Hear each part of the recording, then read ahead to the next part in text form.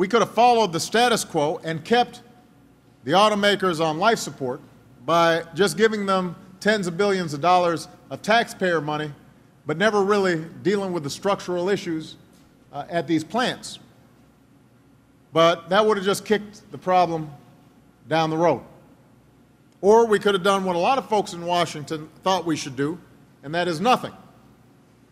We could have just let U.S. automakers go into an uncontrolled free fall.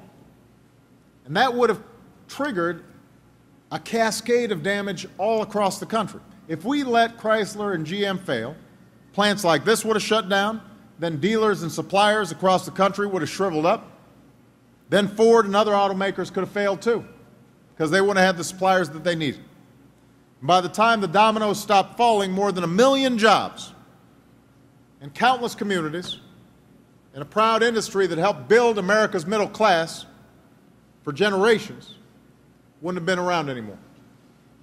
So in the middle of a deep recession, that would have been a brutal and irreversible shock to the entire economy and to the future of millions of Americans. So we refused to let that happen. I didn't run for president to get into the auto business. I've got more than enough to do. I ran for president because too many Americans felt their dreams slipping away from them. That core idea of America, that if you work hard, if you do right, if you're responsible, that you can lead a better life and, most importantly, pass on a better life to your kids, that American dream felt like it was getting further and further out of reach. Folks were working harder for less.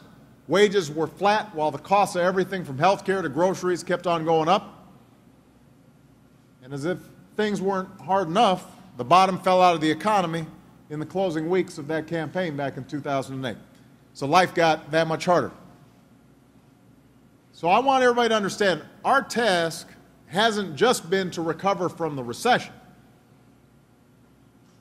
Our task has been to rebuild the future on a stronger foundation than we had before, to make sure that you can see your incomes and your savings rise again, and you can retire with security and respect again, and you can open doors of opportunity for your kids again, and we can live out the American dream again. That's what we're fighting for.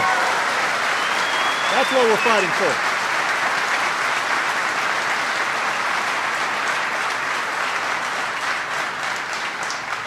So that's what drives me every day as I step into the Oval Office. That's why we stood by the American auto industry. It was about you, your families, your jobs, your lives, your dreams. Making sure that we were doing everything possible to keep them within reach. So we decided to do more than just rescue the industry from crisis. We decided to retool it for a new age. We said that if everyone involved was willing to take the tough steps and make the painful sacrifices that were needed to become competitive, then we'd invest in your future, in the future of communities like Toledo, that we'd have your back. So I placed my bet on you. I put my faith in the American worker. And I'll tell you what, I'm going to do that every day of the week, because what you've done vindicates my faith. Today, all three automakers are turning a profit. That hasn't happened since 2004. Today, all three American automakers are gaining market share. That hasn't happened since 1995. And today, I'm proud to announce the government has been completely repaid for the investments we made under my watch by Chrysler because of the outstanding work that you guys did. Now, I don't want to pretend like everything's solved. We've still got a long way to go. Not just in this industry, but in our economy, for all our friends, all our neighbors who are still feeling the sting of recession. There's nobody here who doesn't know someone who's looking for work and hasn't found something yet. Even though the economy is growing, even though it's created more than 2 million jobs over the past 15 months, we still face some tough times. We still face some challenges. You know, this economy took a big hit It's just like if you had a bad illness, if you got hit by a truck, it's going to take a while for you to mend. And that's what's happened to our economy. It's taking a while to mend. And there's still some headwinds that are coming at us. Lately, it's been high gas prices that have caused a lot of hardship for a lot of working families. And then you have the economic disruptions following the tragedy in Japan. You've got the instability in the Middle East, which makes folks uncertain. There are always going to be bumps on the road to recovery. We're going to pass through some rough terrain that even a Wrangler would have a hard time with. We know that. Say, Wrangler can go over anything, huh? But you know what? We know what's happened here. We know what's possible when we invest in what works. And just as we succeeded in retooling this industry for a new age, we've got to rebuild this whole economy for a new age so that the middle class doesn't just survive, but it also thrives. These are tight fiscal times. You guys have all heard about the deficit and the debt. And that demands that we spend wisely, cut everywhere that we can. We've got to live within our means. Everybody's got to do their part. Middle-class workers like you, though, shouldn't be bearing all the burden. You work too hard for someone to ask you to pay more so that somebody who's making millions or billions of dollars can pay less. We invented stuff that the world now uses and the world now makes. We've got to keep on inventing stuff and make sure it's made right here in America. And that requires investments. That requires investments in basic research and basic science.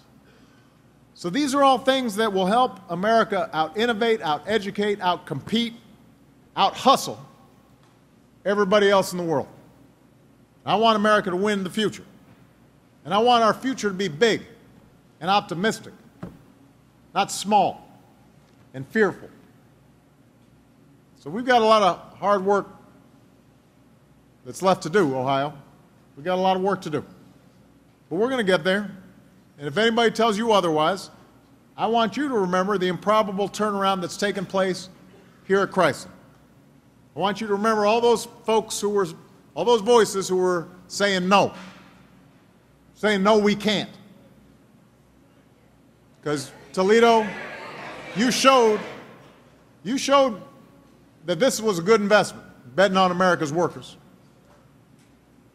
What we see here is a proud reminder that in difficult times, Americans, they dig deep, they recapture the toughness that makes us who we are, builders and doers, who never stop imagining a better future. So what I see here is a reminder of the character that makes us great. There were people who will forge a better future because that's what we do. What I see here is an America that is resilient, an America that understands that when we come together, nobody can stop us. So I tell you what, I'm going to keep on betting on you, and as long as I continue to have the privilege of being the President of the United States, I'm going to keep fighting alongside you for a future that is brighter for this community, for Toledo, for Ohio, for America. Thank you. God bless you. God bless the United States.